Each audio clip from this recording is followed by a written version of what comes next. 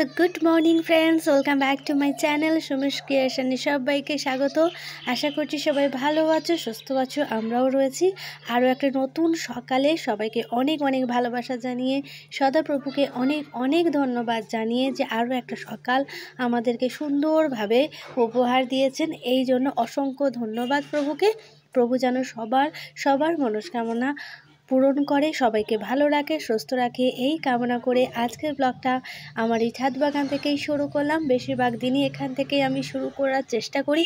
সকালবেলা এসে ছাদের মধ্যে ফুলগুলো দেখলে মনটা ভরে যায়। তারপরে এই পাখির আওয়াজ, বিভিন্ন পাখিগুলো থাকে, পায়রাগুলো থাকে, উড়ে যায়, বেশ ভালো লাগে। যেদিনে করে একটু রোদ থাকে সকাল সকাল করে, সেদিনগুলো পাখিগুলো এত সুন্দর করে উড়ে চারদিকে ঘোরে না, কি বলবো। আজকের একটু সকালবেলা উঠে দেখছি কুয়াশা, তো সেই জন্যই ফার্স্ট এলাম, যে একটু কুয়াশাও দেখতেও মাঝে মাঝে ইচ্ছা করে, তাই এলাম।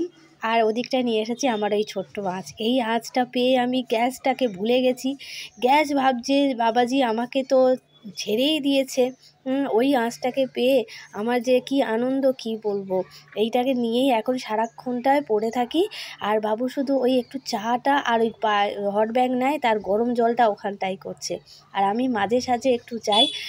বাবাজি হয়তো একটু রাগ করছে, হয়তো গ্যাস বাবাজি, জানি না। আমার এইটাতে এত মজা লেগেছে, এত আনন্দ লাগছে যে আমি এটাকে সুন্দর করে পরিপাটি করে প্রতিদিন মানে একদম লেপে মুছে, যদি একটু ভেঙে যায় তো সুন্দর করে রাতা দিয়ে রেখে দিচ্ছি। এটা না অনেকটা গ্যাসের মতোই মনে হয়, মানে শুরুতে শুধু একটুখানি জ্বালিয়ে নিলেই হয়, তারপর গ্যাসের মধ্যে বসে বসে যেমন রান্না, কোনো পার্থক্য নেই। হ্যাঁ, গ্যাসের সময় একটু বাড়ানো কমানোর ব্যাপারটা থাকে, সেটা একটু হয়ে ওঠে না, বা কোনো প্রয়োজন পড়লে যেটা যে নিভিয়ে দেবো সেটা হয় না। যাই হোক, মোটামুটি সব জোগাড় করে নিয়ে বসলেই একবার হয়। আর ছাদের মধ্যে রোদের মধ্যে বেশ ভালো লাগে, তাই সেটাই মানে বেশিরভাগ সময় এটাই করছি। তারপরে দেখা যাক কতদিন চলে, তারপর টিউশন শুরু হয়ে যাবে, পরীক্ষা তো রেজাল্টও আউট হয়ে যাচ্ছে। স্কুল শুরু হলে বুঝি আর হবে না। মামাকে ব্রাশ করে একটু গরম জল দিলাম।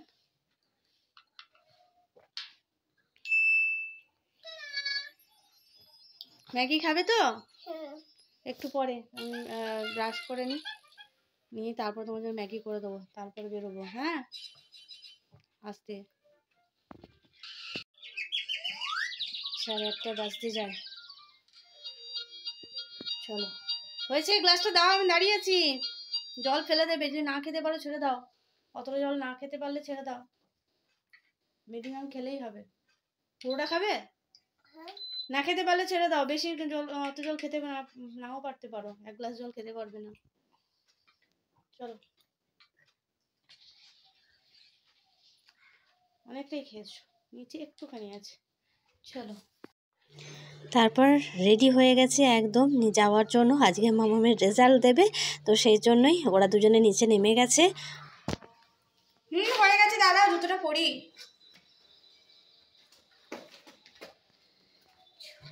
এখন তো এতটা বোঝে না রেজাল্ট মানে কি।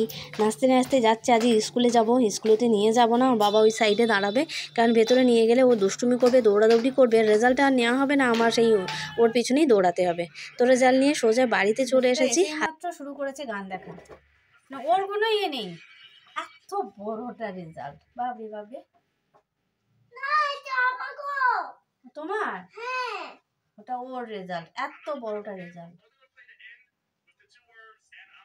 যাই হোক, রেজাল্ট মোটামুটি ভালো। আচ্ছা, বেশ বেশ বেশ, ঠিক আছে।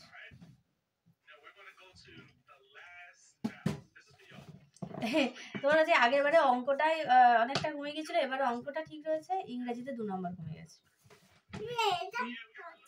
এটা কি মা? ও, এটা লাগবে না, এটা পরীক্ষার সময়সূচি, ধরো এটা লাগবে না। কবে কি পরীক্ষা? হ্যাঁ, নাও, হয়ে গেল, নার্সারি পরীক্ষা হয়ে গেল, রেজাল্টও চলে এসছে, আবার কি। চলো এবার ভর্তি। চলো, ফেসবুকটা কই মা? ফেসবুকটা দিয়ে দাও, ফেসবুকে করো না। এখন ফাইল নিতে হবে একটা, ওর জিনিসপত্র মনে নাই, ওর জিনিসপত্র একটা ফাইলে করলে সুবিধা হয়। একটা ফাইল একটা নেবো, 2টো ফাইল নেবো, আমার ফাইলটাও ছিঁড়ে গেছে, আমার ফাইলে একটা নিতে হবে বড় থেকে। আর ওর জন্য একটা ব্লেড আছে মামা, বাবা হাত কেটে যাবে, শোনো। চলো চলো এবার জামা কাপড় ছাড়ি, ওকে ছাড়িয়ে দিলাম। লেস লেস নেওয়ার জন্য কান্না। দই না, দইটা বিশাল ঠান্ডা। মাছ রয়েছে, মাছ আছে, আজকে ওই দই কাতলা করবো। একটু পোস্ত রয়েছে, তো ওটা দিয়েই করবো। আর আলু ভাতে দেবো। আজকে এই রান্না একদম সব গুছিয়ে গাছিয়ে রেখেছি। সবটা করবো। কি হয়েছে? রান্নাটা বড় কেন? ভালো লাগে না। খেতে পারবে? দাও।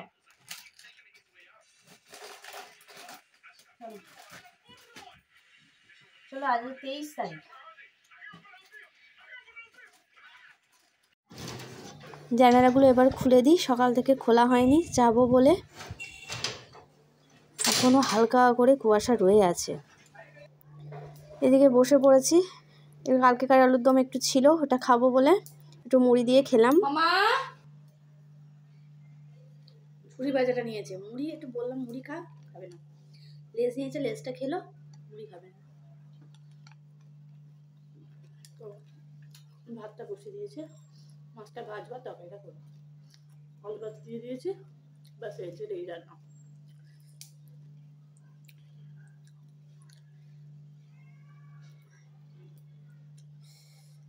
আলুর দমটা খুবই ঝাল হচ্ছে। পেছনে দরজাগুলো দেখেছো কেমন রং করে আঁকি বুকি করেছে? কেমন দেখতে লাগে, শুধু বললেও শোনে না।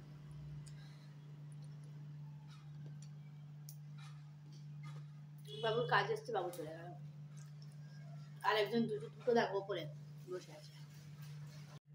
ওই দেখো দুটো বসে আছে ওখানে। কারণ মুখটা দেখো সামনের দিকে দুটো, আর লেজটা দেখা যাচ্ছে।